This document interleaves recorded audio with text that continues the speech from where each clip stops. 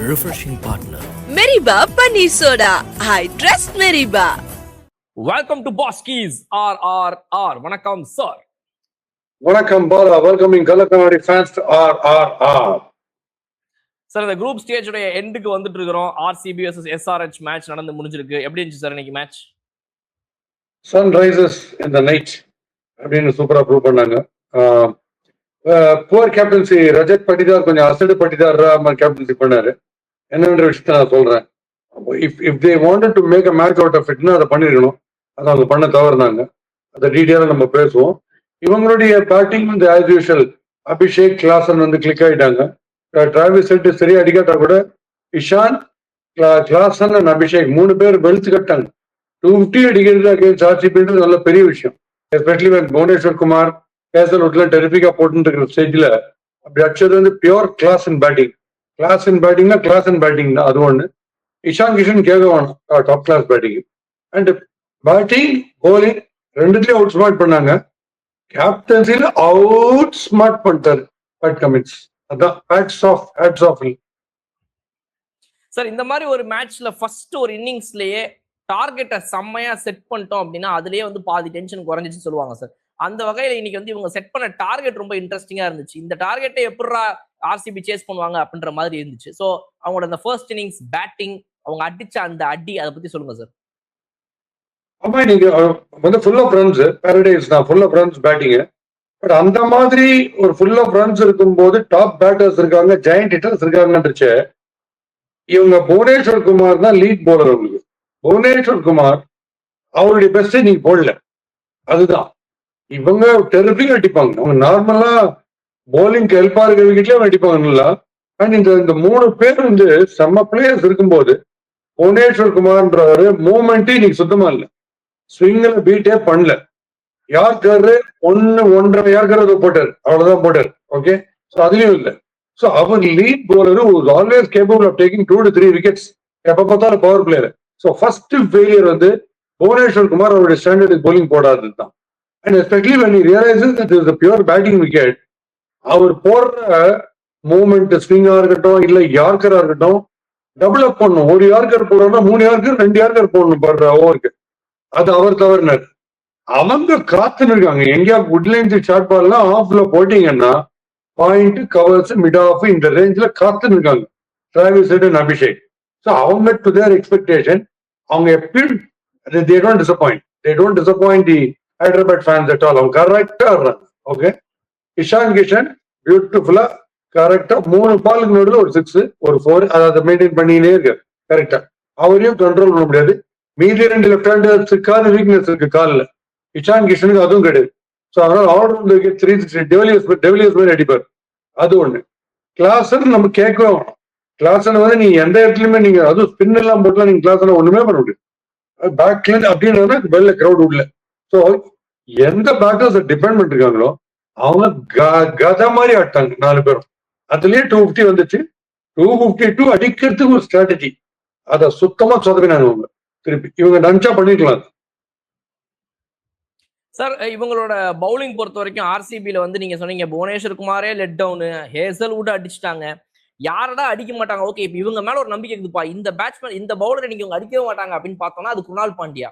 அவருக்கு 2 ஓவர் தான் கொடுக்கப்பட்டுச்சு. அந்த 2 ஓவர்ல அவரும் வந்து ஒரு 12 ரன் கொடுத்துருப்பாரு வச்சுக்கோங்க, 24 runs and wicket. So Krunal Pandya இந்த பிட்ச்ல மேபி இன்னும் ஒரு 2 ஓவர்லாம் ஒழுங்கா போட விட்டுருந்தா அவருக்கு ஒர்க் அவுட் ஆயிருக்குமா? Instead of Suyash Sharma 3 over இந்த மாதிரிலாம் போகாம. இல்ல எப்படி பாக்குறீங்க நீங்க அதை? ஆமா, யூர் ரைட். பிகாஸ் உங்களுக்கு நல்லா தெரியும் ஹைதராபாத் ஓபனர்ஸ் அண்ட் நம்பர் 3 அத்தனை பேரும் ஃபாஸ்ட் போலிங்கா பொழப்பாங்கன்னு உங்களுக்கு தெரியும். நீங்க ஃபாஸ்டா போட்டப்போ அவங்க ஃபாஸ்டா அடிப்பாங்க. டிஃபரன்ஸ் நீங்க ஃபாஸ்டா போட்டீங்க. ஆனா அவங்க SRH உடைய ஸ்ட்ராட்டஜி அப்படியே சிஎஸ்கே அகேன்ஸ்ட் என்ன பண்ணாலும் அதே தான். இந்த 20-6 மினிமம் 120 பால் இருக்குல்ல, அதுல நீங்க க்ளோஸ் அப்ல எல்லா பாலையும் நீங்க பாருங்க. ஃபாஸ்டிஷ் ஆஃபீஸ் தான். முன்ன டோனி கிரெக்னு போடாரு அந்த காலத்துல இங்கிலாந்து இஸ் நோ மோர்.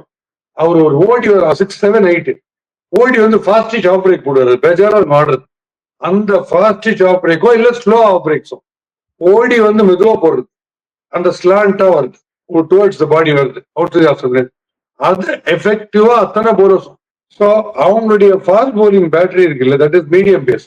கமின்ஸா இருக்கட்டும், மலிங்காவா இருக்கட்டும், அதுக்கப்புறம் சகீப் ஹுசைனா இருக்கட்டும், ஹர்ஷல் பட்டேலா இருக்கட்டும், நிதிஷ் ரெட்டியா இருக்கட்டும், எல்லாரும் ஒரே டைப் ஆஃப் போலிங். பட் அந்த ஒரே டைப் ஆஃப் போலிங்க கரெக்டா எக்ஸிக்யூட் பண்றாங்க. அவங்க செட் பண்ண ஃபீல்டிங் டீப் விக்கெட் வச்சுக்கிறாங்க, டீப் ஸ்கொயர்ல வச்சுக்கிறாங்க, லாங் ஆஃப் டீப் கவர் வச்சுக்கிறாங்க. இந்த 4 பிவட்டல் பொசிஷன் வச்சுக்கின்னு கரெக்டா என்ன பண்றாங்க, அந்த ஃபாஸ்ட் ஷார்ட் பிரேக் போடுறாங்க, இல்ல சம்டைம்ஸ் ஸ்லோ ஆஃப் பிரேக் போடுறாங்க. அதை தான் போடுறாங்க, பேக் ஃபுட்டுக்கே போட்டுருக்காங்க. ஸோ இப்போ நீங்க பேக் ஃபுட்ல போடும்போது அதை நீங்க இப்போ அடிக்கிறதுங்கிறது இப்படி பேக்ல அப்பர் கட்டுக்கு வச்சீங்கன்னா சான்ஸே கிடையாது. ஏன்னா பாலோட speed usual medium pace speed கிடையாது. அது ஒரு ஃபாஸ்டா போடுற ஆஃப் பிரேக். அது மிஞ்சி போனா 1 பவுன்ஸ்ல ஃபீல்டர் கிட்ட போகும். அவங்க செட் பண்ற ஃபீல்டர் கிட்ட அது போயின்னு இருக்கு. இவங்க எங்க அடிச்சாலும் அது அங்க போயின்னு இருக்கு. முதல்ல வெங்கடேஷ் ஐயர் கொடுத்த லாஸ்ட் ஒன்று இருக்கு பாத்தீங்களா, அந்த பாடி லாங்குவேஜ் வேற யாருக்கிட்டயுமே இல்லை. இந்த 252க்கு அவர் ஒரு பாடி லாங்குவேஜோட ஒன்று செட் பண்ணார், ஒரு ஃபவுண்டேஷன். அதுதான் கிளாஸ். அதை யாருமே கேரி அவுட் பண்ணல. ஓகே, இந்த போலிங் வந்து பிரில்லியண்டான டிசிப்ளின் எஸ்ஆர்எச் உடைய bowling, to the field bowling. அது 2வது டிட்டரன்ட் ஃபேக்டர் ஃபார் ஆர்சிபி. அது ஒண்ணு. ஓகே, ஃபீல்டு கரெக்டா செட் பண்றாங்க, ஓடி வந்து ஃபாஸ்ட் ஷார்ட் பிரேக் போடுறாங்க, விச் இஸ் லெஸ் இந்த நார்மல் மீடியம் பேஸ். இதை நம்ம 4-6 போகாது, அடிக்கணும். நம்மளால கரெக்டா ஸ்பாட் பண்ணி அடிக்க முடியல. It's either the batter is short or they are playing early, they are miscuing. இப்படியே போயிட்டு இருக்கும்போது அவங்களுக்கு ஒரு சீக்ரெட் வெப்பன் ஒன்று இருந்தது. தட் இஸ் ரா பவர்ல ஒரு 10 ஓவர் ஆடி இருந்தாருன்னா, அந்த 10 ஓவர்ல 60 பால்ல அவர் சப்போஸ் 40 பால் ஆடுறாருன்னா 30 பால் 6 அடிப்பார். யாருன்னா டிம் டேவிட். அவரை வந்து 10வது ஓவரே அமைச்சிருந்தாங்கன்னா கதை அப்படியே வேற. இவங்க திருப்பி இந்த டிவிலியர்ஸுக்கு பண்ணுவாங்க ஆர்சிபி. கடைசி 4 ஓவர் 72 இருக்கும், அப்ப அனுப்புவாங்க. எப்படி அது பண்ண முடியும் எனக்கு சொல்லுங்களேன். எஸ்பெஷலி இந்த quality of bowling is good. கேப்டனோட இன்ஸ்ட்ரக்ஷன்ஸ் பர்ஃபெக்டா டு தி டி கேரி பண்றாங்க. கேப்டன் என்ன சொல்றதோ அப்படியே கேரி அவுட் பண்றாங்க. அப்போ டிம் டேவிட் 10th ஓவர் இருந்தாருன்னா, ஒரு பால் மிஸ் பண்ணாருன்னா இன்னொரு பால் 6, இன்னொரு பால் மிஸ் பண்ணா இன்னொரு பால் 4. கடைசியில வந்து அடிச்சு காமிச்சார் பாத்தீங்களா, அந்த ஸ்லோவர் ஒன்று ஸ்ட்ரைட்ல 6 அடிச்சார் பாருங்க. அதான் ஏன்னா அவருடைய மிஸ்டே 6 போகும், டிப்பிங் ஃபுல் டாஸ் 6 அடிப்பாரு. மெதுவா நீங்க ஃபாஸ்ட் ஷார்ட் பிரேக் போட்டீங்கன்னா திரும்பி அடிச்சாருன்னா வெளியேற்றுவார். ஏன்னா raw power like Pollard or Russell அந்த மாதிரி. அதை தான் கோட்டை விட்டாங்க. பட்டிதார் தன்னுடைய கேப்டன்சியில முதல்லயே கிளம்புறதுக்கு முன்னாடியே சொல்லியிருக்கணும், 10th ஓவர் தான உடனே என்ன டவுன் தான் டிம் டேவிட் அனுப்பிச்சிருக்கோம். ஏன்னா ஆஸ்கிங் ரேட் 15, வேற யாராலையும் அடிக்க முடியாது. டிம் டேவிட் அனுப்ப சொல்லிருக்கணும், அதை அனுப்ப சொல்ல. ஆன் த கான்ட்ரரி இவரும் நம்ம குருணால் பாண்டியாவும் மேக்சிமம் பால்ஸ் கன்சியூம் பண்ணிட்டாங்க, பெரிய லெவல்ல ரன் அடிக்காம. அவங்க என்ன 10 per over அடிக்கிறாங்க, அது போறாது. நார்மலுக்கு 10 per over ஓகே, 200 டார்கெட்னா சேஸ் பண்ணலாம். 252 எங்க நீங்க சேஸ் பண்ணுவீங்க 10 வச்சுக்கிட்டு? அங்கதான் சொன்ன கோட்டை விட்டாங்க. எப்படின்னா ஜிடில நீங்க நான் சொல்ல நம்பர் 3ல ஜார்ஜ் Buttler the best finisher, the best player, temperament wise the best. அவரை விட்டுட்டு சிந்துன்னு ஒருத்தர் வச்சு ஒரு 4 ஓவர் வேஸ்ட் பண்ணாங்க. ஞாபகா? அதை பண்ணாரு, அப்படியே பண்ணாங்க. ஸோ டிம் டேவிட்ல அவர் டீமுக்கே ஒரே ஹிட்டர் அவர் தான். Which where your asking rate is unbelievable, அன்இமேஜினபிளா இருக்கும்போது உங்களுக்கு ஹோப் கொடுக்கக்கூடிய ஒரே பிளேயர் டிம் டேவிட் விட்டாங்க, கோட்டை விட்டாங்க. அவர் எங்க பண்றாங்க? 17.34 ஓவர்ஸ்ல எடுத்தாங்க. என்ன பண்ண முடியும்? ஒண்ணுமே முடியும். சார், நீங்க சொன்ன அந்த வெங்கடேஷ் ஐயர்கிட்ட இருந்த ஃபயர் வந்து அதுக்கப்புறம் யாருக்கிட்டயுமே இல்லைன்னு சொன்னீங்க. இவ்வளவு டீடைல்டா நீங்க சொன்னதுல எனக்கு ஒரு டவுட் என்னன்னா சார், ரஜத் பட்டிதர் அட்லீஸ்ட் ஒரு லெவலுக்கு மேல நம்மளால அடிக்க முடியல, கன்வெர்ட் பண்ண முடியல இந்த இடத்துல, அவங்க நல்லா போடுறாங்க அப்படின்னு தெரிஞ்சிருந்துச்சுன்னா அட்லீஸ்ட் அவர் அவுட் ஆகுது ஆயிருந்திருக்கலாம் சார். இல்லைன்னா வந்து இப்பெல்லாம் கூட பாத்தீங்கன்னா நம்ம T20ல வந்து இந்த ரிட்டையர்ட் அவுட் எல்லாம் கொடுத்துட்டு போறாங்க. நீங்க சொன்ன மாதிரி அந்த ரிட்டையர்ட் அவுட்டையாவது கொடுத்துட்டு அவர் கிளம்பி இருந்தாருன்னா டிம் டேவிட் சீக்கிரமா வந்து அடிச்சு மேட்சை கையில முடிச்சே கொடுத்துருக்க வாய்ப்பு கூட இருக்குது சார். ஆக்சுவலா இந்த ஸ்டூபிட் கேப்டன்சி வந்து இந்த formula captaincy, left hand out ஆயிட்டாரு படிக்கல். டிம் டேவிட் பெரிய ஹிட்டர் வேணாம், லெஃப்ட் ஹேண்டே போட்டோம். டிம் டேவிட் போனா கூட அவர் லெஃப்ட்ல தான் ஆடணும், ரைட்ல ஆடக்கூடாது. இந்த ஒரு ஸ்டூபிட் நோஷன் ஒண்ணு இருக்கு எல்லாரும். அதெல்லாம் இந்த T20ல எல்லாம் பிளேயே பண்ணாதீங்கன்றேன். யாரு பெஸ்டோ அவங்கள தான் அனுப்பணும். அவர் லெஃப்ட்ல ஆடுவாரா ரைட்ல ஆடுவாரா பாப்பீங்க. அவர் லெஃப்ட்ல ஆடுறோம், லெஃப்ட்ல ரீப்ளேஸ் பண்ண போறோம், பயங்கர ஸ்ட்ரைக் ரேட்ல அடிக்க முடியுமா? Because their bowling well, their bowling slowly and they are pushing you onto the back foot every ball. அப்படி இருந்துச்சு யாரும் யோசிக்கணும்ல. அதனால தான் சொல்றேன், அவங்க பண்ண ஒரு மிஸ்டேக் அதான். Bowling discipline was too good. SRH it was lacking in RCB. And பட்டிதாரை பொறுத்த வரைக்கும் ஃபுல் பேஸ் போட்டீங்கன்னா பின்னிடுவார். Flick 6 square cut 6 upper cut 6 அதை அவங்க போடல. ஆர் ஃபிளைட் டெலிவரி ஸ்பின்ல போட்டீங்கன்னா ஒரு ஒரு பிஷ்னாய் மாதிரியோ இல்ல வந்து சஹல் மாதிரியோ போட்ட கவர்ஸ் மேல நிறைய அடிப்பார். இன்னைக்கு அவங்க ஸ்பின்னையும் கொடுக்கல, ரொம்ப மீடியம் பேசஸ்லயே போயிட்டாங்க பாருங்க. ஸோ எது இவருக்கு செட் ஆகாதோ இவருடைய ஹைட்டுக்கும் இவர் டைப் ஆஃப் பேட்டிங்கும் அதுல போய் மாட்டிக்கிறார். ஸோ இவர் consuming more balls and playing for singles எல்லாம் ஆச்சரியமா இருக்கு. அவரால் அடிக்க முடியல. அதுதான் நீங்க சொல்ற மாதிரி ரிட்டையர்ட் அவுட் போயிருக்கும். டிம்டியோட கூட இருக்கணும். 10th ஓவர் டிம்டியோட குணம் தாங்கன்னா கதை வேற ஆயிருக்கும். ஹிட் ஆகி அவர் சக்சஸ் ஆகி தரணும். அவரும் அவுட் ஆகிக்கலாம் வேற விஷயம். பட் ஒரு சின்ன ஸ்கேர் நீங்க கொடுக்கணும் எஸ்ஆர்ஹெச்சுக்குன்னா டிம்டியோட இருந்ததான் ஒன்று. 8வது 10வது வரணும். ஏன்னா நீங்க எப்பயுமே லாஸ்ட் 5 ஓவர்ஸ் கொண்டு போனீங்கன்னா இந்த மாதிரி சிச்சுவேஷன்ஸ்ல என்ன பண்ணுவீங்க நீங்க? அதனாலதான் அவருக்கும் கொஞ்சம் செட்டிலிங் டைம் கொடுக்கணும்ன்ற. 3-4 பால் நல்லா அழகா பட்டுச்சு. கிரவுண்டோட ஒரு 4 ஒரு 2 ஒரு 3 எல்லாம் பட்டுச்சுன்னா அதுக்கப்புறம் அவர் ஆடுற கதையே வேற. He can afford to waste balls. 2 ball waste பண்ணா 3 6 எந்த மாதிரி அடிச்சுவார். ஒரு ஓவர்ல 5 6 அடிக்கிறார். அந்த கெப்பாசிட்டி அவருக்கு தான் இருக்கு. 30 வருஷம் வச்சுங்க அப்படியே மேட்ச் மாறும். அதான் அந்த கேம் சேஞ்சருங்கிற ஒரு ஒருத்தர் தான். சார் எஸ்ஆர்ஹெச் பொறுத்த வரைக்கும் வந்துட்டு எல்லாருமே இன்னைக்கு ஆடின 5 பேட்ஸ்மேன்ல 3 பேர் வந்து 200+ ஸ்ட்ரைக் ரேட்ல ஆடினாங்க. மற்ற 2 பேர் 160 170 ஸ்ட்ரைக் ரேட் மாதிரி எல்லாருமே அந்த அடி அடிச்சாங்க சார். அப்ப அதுல ரொம்ப ஸ்டாண்ட் அவுட்டா உங்களுக்கு வந்துட்டு இன்னைக்கு இதுல இவங்க அடிச்சதுதான் பாலா எனக்கு வந்துட்டு ரொம்ப பிடிச்சிருந்துச்சு அப்படின்னு சொன்னா யார் சொல்லுவீங்க? அபிஷேக் சர்மா, இஷான் கிஷன், இந்த லெஃப்ட் ஹேண்டர்ஸ் யாராவது சொல்லுவீங்களா? இல்லைன்னா வந்து டுவர்ட்ஸ் த எண்ட் அடிச்ச நிதிஷ்குமார் ரெட்டியா? யாரோட உங்களுக்கு ரொம்ப பிடிச்சிருந்துச்சு? இல்ல இஷான் கிஷன் தான். இஷான் கிஷன் வந்து வில் அடிக்குது. அவர் வந்து ஒரு மாதிரி ஃபுல்லா அடிக்க போலாமா இல்ல கொஞ்சம் தள்ளி போலாமான்னு ஒரு டைலமா ஸ்டைல வர்றாரு. அதுல வந்து கிளாஸ் வந்து நீங்க விட்டுருங்க. அவர் வந்து மனிதர் உணர்ந்து கொள்ளக்கூடிய இட்டே இல்ல, ஒரு வேற டைப்பு. பட் இஷான் கிஷன் வந்து ரொம்ப டெரிஃபிக் ஆக்டர், பயங்கரமா அடிச்சு விட்டார். அது வந்து அவங்களுக்கு ஹோப்பே இல்லாத மாதிரி அவங்க போலிங் ரொம்ப ஆர்டினரியா தெரிஞ்சதுக்கு காரணம் இஷான் கிஷன் அடிச்ச அடி தான். அவர்லாம் நீங்க செட்டில் ஆகிட்டீங்கன்னா ரொம்ப. ஏன்னா இந்த 2 பேர் நம்மளுக்கு சொல்ல காலில் யார்கர் போட்டீங்கன்னா சொன்ன பாருங்க, கரெக்டா அடிச்சார் பாருங்க. இந்த ரசிக் எடுத்தார் பாத்தீங்களா இன்னைக்கு நம்ம இவரை டிராவிஸ் செட்ட யார்கர்ல போல்டு பாருங்க.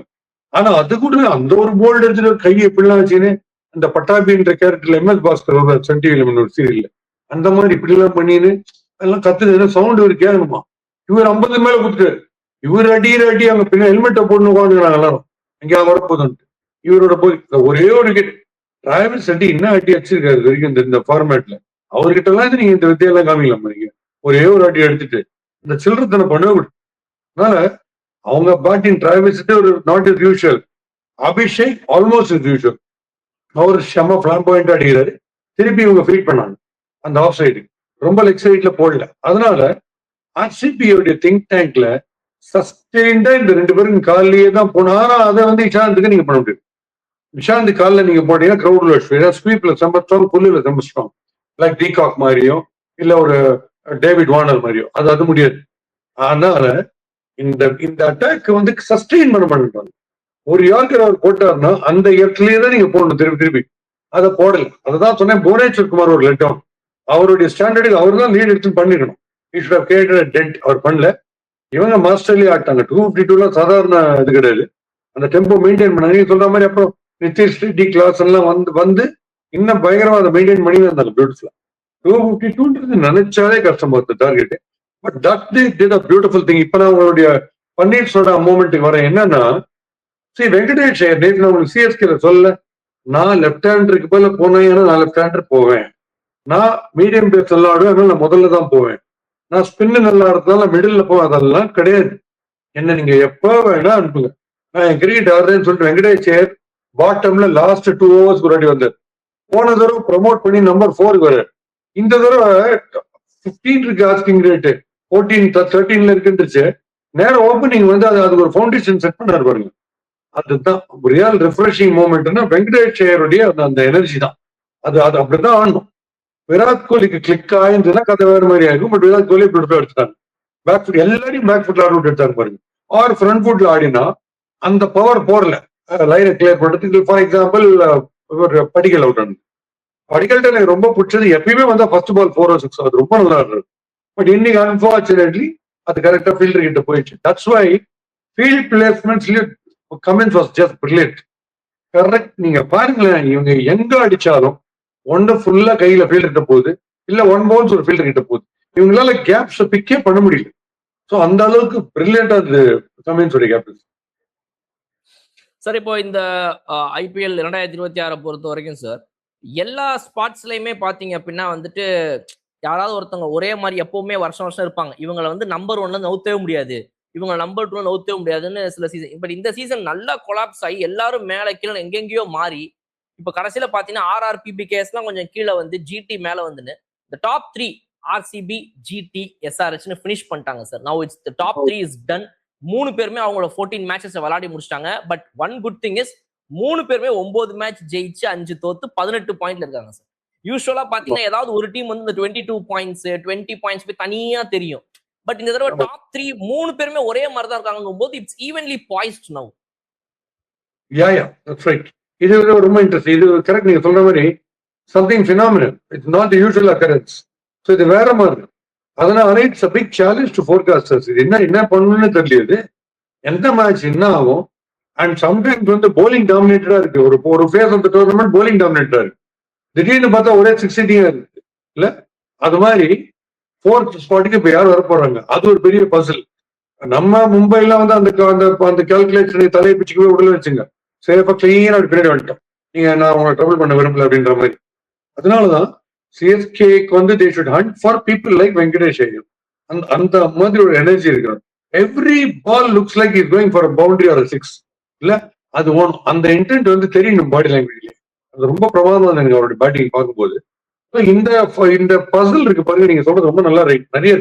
நிறைய ஃபார்முலா இருக்கு டீமுக்குள்ள. டிஆர்எஸ்க்கு ஒரு ஃபார்முலா இருக்கு, அதுக்கு ஒரு ஃபார்முலா, டிஆர்எஸ் டக்வர்த் லூயிஸ்க்கு ஒரு ஃபார்முலா இருக்கு, எல்லாத்துக்கும் ஒரு ஃபார்முலா இருக்கு, ஆஸ்கிங் ரேட் இதெல்லாம். பட் இந்த ஓவரால் இந்த டோர்னமெண்டே ஃபார்முலாவா இல்லாம பசிலா இருக்கு. அது ரொம்ப சூப்பரான ஒரு விஷயம். அது தி எக்ஸைட்மெண்ட் ஃபேக்டர் இந்த டோர்னமெண்ட்ல. வெயிட் பண்ணி தான் பார்க்கணும் என்ன நடக்குது நாளைக்குன்றது. சார் வெங்கடேஷ் ஐயர் வந்துட்டு அவ்வளோ பெரிய அமௌண்ட்ல வந்து ரீடைன் பண்ணப்பட்டு வந்த ஒரு KKR player.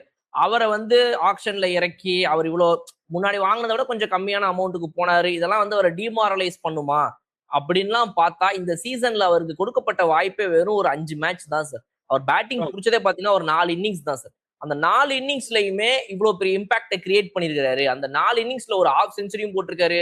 Almost close to 180 strike ரேட்ல இந்த சீசன் ஃபுல்லா ஆடி இருக்காருங்கும் போது very very good positive thing sir. நீங்க சொன்ன மாதிரி வெங்கடேஷ். ஆமா, that's why I'm telling you, because அவர் இன்டென்ட் நான் எப்பயுமே பார்த்திருக்கேன். அந்த hit out or get out policy தான். நான் வந்தேன்னா அடி ஆரம்பிப்பேன், அவுட் ஆனா பரவாயில்ல, உள்ள போய் அழிய மாட்டேன் டீம். அது ஒரு பிக் ப்ளஸ் பாயிண்ட். அந்த உள்ள வர்த்துல இருந்தே நீங்க உள்ள வந்து என்டர் ஆகிறதுல இருந்து நீங்க பாருங்க, ஒண்ணு திடீர்னு இறங்குவாரு, கம்ப்ளீட்டா இந்த பக்கம் போவார், இல்ல இந்த பக்கம் வருவார், ஏதோ ஒரு இன்னோவேட்டிவா இம்ப்ரூவைசேஷன் ஒன்று பண்ணினே இருப்பார். அதை வந்து நீ கரெக்டா பண்ணாரு. அவர் யூடியூப்ல கொடுத்த ஒரு start, they fail to carry that. அப்போ அந்த அவர் கொடுத்த ஸ்டார்ட் அந்த 1 விக்கெட் போச்சு பாருங்க, அப்போ கூட டிம் டேவிட் வந்திருக்கலாம். ஏன்னா எனக்கு தெரிஞ்சு 10th ஓவர் ஸ்டேஜ்ல அவர் பேட கட்ட சொல்லிருக்கணும். நான் யூஸ்வலா தோனிக்கு சொல்லுவேன், 12th ஓவர் ஆயிடுச்சுன்னா பீக்ல இருக்கச்சு சொல்லுவேன். 12th ஓவர் ஆயிடுச்சா தோனி பேடப், யார் அவுட்டாலும் அவர் தான் போகணும். அந்த மாதிரி பண்ணிருக்கணும். ஸோ இன்னைக்கு ஒரே ஃபார்முலா போகாதீங்கன்ற. ரைட் ஹேண்டர் அவுட் ஆனா right hander, left hander out ஆனா லெஃப்ட், ஓப்பனிங் 2 பேர் போயிட்டு யாராவது 2 பக்கமும் எதிர் டீம்ல ஸ்பின் வந்துட்டா ஐயோ நாங்க நல்ல ஸ்பின்னிங் நாங்க ஃபாஸ்ட் தான் ஆடுவோம், உள்ள போயிட்டு நாங்க மிடில் ஆர்டர் அனுப்புறோம். இந்த குழந்தைத்தனத்தெல்லாம் விட்டுட்டு எவன் வேணா போட்டோம், எவன் வேணா ஆட்டோம். இந்த T20ல I like to face everything, I like to bowl to anybody, I like to bat against any type of bowler. அந்த ஓப்பன் மைண்டோட வந்து தான் கிரிக்கெட் ஆடணும். எஸ்பெக்டிவ் இப்போ போக இருக்கிற மேட்சஸ் நான் சொல்றேன். இந்த ஃபார்முலா 3 இயர்ஸ் தயவுசெய்து. சார் இந்த மேட்சுக்கு உங்களுடைய ரேட்டிங் என்ன sir out of 5? It was totally one sided தான். இதோட பெரிய டிஃபரன்ஸ் ஒண்ணு. சிஎஸ்கே ரொம்ப பேடா பேட்டிங் ஆடி 89 ரன் டிஃபரன்ஸ், இவங்க நல்லா பேட்டிங் ஆடி 50 ரன் டிஃபரன்ஸ் தான். தவிர டிராப் தான், 2 மேட்சும் டிராப் தான். அவங்க 3.75 தான். ஒன்னும் எக்ஸைட்மெண்ட்டே இல்லையே இந்த மேட்ச்ல. இல்ல அவங்க பேட்டிங் அடிக்கும்போது நல்லா அடிக்கிறாங்க, இவங்க போலிங் அந்த அவங்களுடைய ஸ்ட்ராட்டஜியில போடும்போது போலிங் கரெக்டா போடுறாங்க. அதுக்கு அவங்க எதுவுமே பிளான் மறுபடியும் செக் வைக்கிறதுக்கு எதுவும் பண்ணாம ஒரே மாதிரி பேட்டிங் ஆடிட்டு இருக்காங்க. They consuming more balls and just going there. They're contented with singles and twos. அது வேலைக்கு ஆகும். 15-16 ஆஸ்கிங் வச்சு இந்த கிரிக்கெட் ஆடுறது வேஸ்ட். ஆர்சிபி கிட்ட நான் எதிர்பார்க்கவே இல்லை. சூப்பரா ஃபைட் பண்ணுவாங்கன்னு நினைச்சேன். தம்மா ஒண்ணுமே ஆடும். சார் இந்த மேட்சுடைய முடிவுல இப்ப நம்ம வந்து இன்னும் பாக்கி 3 குரூப் ஸ்டேஜ் மேட்ச் தான் சார் பாக்கி இருக்குது. Almost towards the end of the tournament வந்துட்டோம், லாஸ்ட் 1 வீக். ஸோ இப்போ இதுல வந்து அந்த எம்ஐ வர்சஸ் ஆர்ஆர் நாளைக்கு விளையாடுற போடுற மேட்ச்ல ஒருவேளை ஆர்ஆர் ஜெயிச்சிருச்சு அப்படின்னா சண்டே நடக்க போற அந்த 2 மேட்ச்மே வந்து சும்மா நடக்க போற match sir. Because RR is on 14 points. If they win this match against MI 16 point போய்விடுவார்கள், 4வது டீமாக குவாலிஃபை ஆயிடுவார்கள். அதுக்கப்புறம் பஞ்சாப் 13 பாயிண்ட்லயோ, கேகேஆர் 13 பாயிண்ட்ல இருந்து முக்கி வந்தாலும் அவங்க 15 தான் வர முடியும் of course. So they will not get a spot. So what do you think sir? MI versus RR ல RR ஜெயிச்சு 4வது ஸ்பாட்டை செக்யூர் பண்ணுவாங்களா? or will there be a chance on Sunday match for PBKS, KKR, DC? இல்ல first probability RR வந்து Mi அடிச்சிருவாங்கன்னு தோணுது. ஏன்னா Mi total டிசாரேல இருக்காங்க. என்ன பண்றாங்கன்னே புரியல பாஸ். ஒருத்தர் கேப்டன்சி வந்து ஃபால்ட் சொல்றாங்க, அதுக்கப்புறம் பேட்டிங்க சொல்றாங்க, ஸ்பின் இல்லைன்றாங்க. என்ன நடக்குதுன்னே தெரியல அந்த டீம்ல. இப்போ ரொம்ப ரொம்ப பேடா இருக்கு. அதுல வந்து no way superior to CSK in terms of team work. அதனால எனக்கு தெரிஞ்ச ஆர்ஆருக்கு வந்து பெட்டர் சான்ஸ் இருக்கு. ஆர்ஆர் வந்து ஷுவரா பெட்டரா பெர்ஃபார்ம் பண்ணுவாங்க. ஆர்ச்சர் தான் நல்லா போலிங் போட ஆர்ச்சர். நான் பார்த்த ஆர்ச்சர் இல்ல, அவர் வந்து வாரி வாங்கிட்டு அந்த ஆர்ச்சர்ல வேற மாதிரி போடுறாரு. அதனால definitely RR is got the brightest chance. Alright sir, super. Wait பண்ணி பார்ப்போம் அந்த 3 மேட்சஸ் எப்படி போகுது அப்படிங்கறத. வேற என்ன சார், முடிக்கிறதுக்கு முன்னாடி ஏதாவது க்ளோசிங் கமெண்ட்ஸ் வச்சிருக்கீங்களா? வேற 2 விஷயங்கள் வந்து இந்த கிரிக்கெட்ல அப்சர்வ் பண்ணதுல, இப்போ இந்த ஃபர்ஸ்ட் இஷான் கிஷன் வந்து விசில் அடிக்கிறது கலங்குங்கன்னு ஒண்ணு பேடா பிஹேவ் பண்ணாரு. அவர் ஒண்ணு. அவரோட ஜாயினிங் இப்ப யாருன்னா நம்ம சுப்மான் கில் இருக்காரு. அவர் நேற்று ஏதோ கேட்ச் எதையோ பிடிச்சி சைலண்ட்ன்றார். சைலண்ட் கை காமிக்கிறாருல, ஆன் ஸ்லிப்ஸ் ஃபிங்கரை வச்சு காமிக்கிறாரு. ஸோ மிஸ்டர் சுப்மன் கில், நீங்க ஒரு விஷயம் நல்லா புரிஞ்சுக்கணும். நீங்க கேப்டனா இங்கிலாந்துக்கு வந்து இந்தியன் டீம் லீட் பண்ணி போறீங்க. அதுக்கப்புறம் நீங்க வைஸ் கேப்டனா நீங்க ஓடிஐல எல்லாம். ஆனா நீங்க உங்க டீமுக்கு நீங்க கேப்டன் பண்ணீங்க ஐபிஎல்ல, T20ல எல்லாம் பண்ணும்போது கூட T20 வேர்ல்டு கப்ல உங்க டீம்லயே காணும். உங்களை ஏன் எடுக்கலங்கிறது அது நியாயம் அதுக்கெல்லாம் நான் போல. உங்களை சைலண்ட் ஆகிட்டாங்க உங்க இல்லையா? அப்ப நீங்க இதெல்லாம் நீங்க இது பண்ண வேணும். எங்களுக்கு தெரிஞ்சிச்சு நீங்க சைலண்ட் ஆயிட்டீங்க. அப்ப உங்களால எதுவுமே பண்ண முடியல. சோ நீங்க என்ன பண்ணாலுமே விதின்னு ஒண்ணு இருக்கு, அது திரும்பி வரும். அதனால இந்த திமிரெல்லாம் காமிக்கவே கூடாது. நாங்கெல்லாம் உங்களுக்கு பெரிய ஃபேன் உங்களுடைய கிரிக்கெட்டுக்கு. அதை வந்து உங்க ஆட்டிடியூட்ல பேரு கத்துக்காதீங்க. நிறைய கிரிக்கெட்டர்ஸ் இருக்கீங்க. உங்க கிரிக்கெட்டர் நிறைய ஜென்ரலாவே நான் பர்சனாலிட்டிஸ் பாக்குறேன், விஐபிஸ் எல்லா ஃபீல்ட்லயுமே. அவங்க மேல அவங்களுடைய டேலண்ட் ஒரு செம்ம மரியாதை நமக்கு இருக்கும். Purely because of their attitude அதுக்கு எடுத்துப்பாங்க. ஏன்டா இந்த ஆள்கிட்ட போய் போட்டோ எடுத்தணும், ஏன் ஆட்டோகிராஃப் வந்தோன்ற மாதிரி ஆயிடும். அது மாதிரி அந்த கேட்டகரியில சுப்மன் கில் இருக்காரு. ஃபார்ம்ன்றது உங்களை விட்டு எப்ப வேணா போகும், நல்லா தெரிஞ்சுக்கணும். நீங்க நல்லா ஆடிட்டு இருக்கும்போது திடீர்னு காத்துல ஒரு பால் இப்படி ஸ்விங் ஆச்சுன்னா நீங்க முடிஞ்சிருக்காது. ஒரு ஃபெயின் டிக்கல் நீங்க உள்ள ஓகே, நீங்க வந்து நடிக்கலாம், நாட் அவுட்லாம். அது எவ்வளவு நாய்க்கு நீங்க நடிக்கலாம்னா 3 நிமிஷம் நடிக்கலாம். ஏன்னா 3வது நிமிஷம் டிஆர்எஸ் சொல்லும் என்னன்றத. அங்க நீங்க நடிக்க முடியாது. இது நாட் அவுட், எனக்கா, என் பேட்டா, எட்ஜா, அது எப்படி, அந்த நடிப்பெல்லாம் முடியாது. ஸோ நீங்களே சைலண்டா தான் இருந்து உங்களை சைலண்ட் ஆகி நாங்க செலக்டர்ஸ். அப்படி இருக்கும்போது உங்களுக்கு கை கட்ட வராங்க, உங்களை காம்ப்ளிமெண்ட் பண்ண வந்து உங்களை சேர் பண்ண வராங்க, பாராட்ட வரவங்கள்ட்ட தயவு செய்து இந்த திமிரை காமிக்காது. 2-0 அடிச்சீங்கன்னா நீங்க காணாம போடுவீங்க.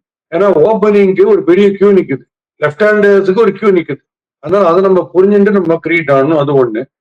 அப்புறம் இந்த செலிப்ரேஷன் ஒண்ணு பண்ணி சாவடினாங்க. அதாவது நான் என்ன, இனிமே எந்த ப்ராப்பர்ட்டி கிளவ் பேட்டு தவிர எதுவுமே திரும்ப கூடாது. பேப்பரு, அப்புறம் carbon, xerox, A4 sheet, 40 pages notebook, ஒரு சின்ன ஷார்ட் ஸ்டோரி புக்கு, அதெல்லாம் திரும்ப கூடாதுன்னு சொல்லிடணும். வெறும் பேட்டு பேடை வச்சு ஏதாவது சைகை பண்ணி தான் போறோம். ஒருத்தர் திடீர்னு பேப்பர் எடுத்து ஒரு டிவி சுட்டியை காட்டுறாரு, 50 அடிச்சிட்டாராம். அதுக்கப்புறம் வேற யாராவது ஒருத்தர் சிபால்ஜின் 100 mg என்னன்னா 100 அடிச்சிட்டாரு. இதெல்லாம் இது அவங்களுக்கு ஒன்றே தெரியுது. அப்போ ஒருத்தர் இது எதுவுமே பேச்சுக்கிறாரு, நான் அவர் ஏதோ ஒன்று பேச்சுக்கிறாரு, நான் அப்படி பண்ணேன்னா இப்படி பண்றேன் அப்படின்ட்டு. இதெல்லாம் உங்களுக்கு எல்லாம் நல்லா இருக்கும், நீங்க ரூம் உள்ள பண்ணுங்கன்றதெல்லாம். அதனால இதை தயவு செய்து விட்டுருங்க. இந்த செலிப்ரேஷன் எல்லாம் போதும். ஏன்னா நீங்க அடிச்சிட்டீங்க, நீங்க மேதாவி, நீங்க 50 அடிச்சிட்டீங்க, கங்க்ராச்சுலேஷன் 15 போடுவாங்க ஸ்கிரீன்ல, எல்லாரும் கை தட்டுவாங்க. இந்த பேட்லாம் நீங்க தூக்குறீங்கல்ல, அதை வந்து ரெகுலரா பண்றதுக்கு பண்ணுங்க. ரெகுலரா ஒரு 40-50 வாட்டி 50-100 அடிச்சிட்டீங்கன்னா அதுக்கப்புறம் நீங்க உட்காந்து ஒரு ஃபுல் எக்ஸே எழுதுங்க. ஒரு 15 நிமிஷத்துக்கு நான் அம்பேட்டர் சொல்லி டைம்லாம் வாங்கி தரேன். நீங்க ஃபுல் எக்ஸாம் கூட எழுதுங்க. தயவுசெய்து இந்த பேப்பர் எடுத்து காட்டுறதுல வேணாம். இல்லை உங்களுக்கு ரொம்ப ஆசைப்பட்டீங்கன்னா நான் அரேஞ்ச் பண்றேன். இங்க ஆரேபுரம்ல ஒரு தெருவு டெய்லி ஒரு பேப்பர் போட்டு போங்க, ஒன்றும் பிரச்சனை இல்லை. அதை நான் ஏற்பாடு பண்றேன். ஏன்னா இந்த பேப்பரை காமிச்சிங்கன்னா நீங்க வந்து விளையாட்டு போட்டு பேப்பர்ஸ் அந்த பேப்பர் போடுறது ஒண்ணு நம்ம விட்டுட்டு ரிட்டையர் ஆயிட்டு போறது, ரிசைன் பண்றதுன்னு ஒண்ணு, அந்த லெவல் வந்துடும். Alright sir, super. உங்களோட ஸ்டைல்ல முடிச்சு வச்சிருக்கீங்க. டெஃபினட்டா நாளைக்கு மேட்ச் எப்படி போகுது எம்ஐ வர்சஸ் ஆர்ஆர் அப்படிங்கறத பார்ப்போம். Will see you on that match sir. Thank you sir. Yes, MI vs ஆர்ஆர்ல வந்து ப்ராபபிலிட்டி ஆர்ஆர் தான் எனக்கு தோன்றது, going by the trend and mood and all that. But still இதுல வந்து என்ன வேணா நடக்குது சொல்ல முடியல. அதனால சரி பார்ப்போம், ஏதாவது ஒரு எம்ஐ ஒன்று டிஃப்ரெண்டா ஒன்று பண்றாங்களா. Leave the past aside. நான் இது ஒரு புது ஃபைனல்ஸ் மாதிரி ஆடுறோம், நம்ம சிஎஸ்கே சொன்ன மாதிரி இவங்க ஆடி காமிக்கிறாங்களா பார்ப்போம். Again, we'll meet with a lot of cricket and fun on RRR. Refreshing partner. Meriba Paneer Soda. I trust Meriba.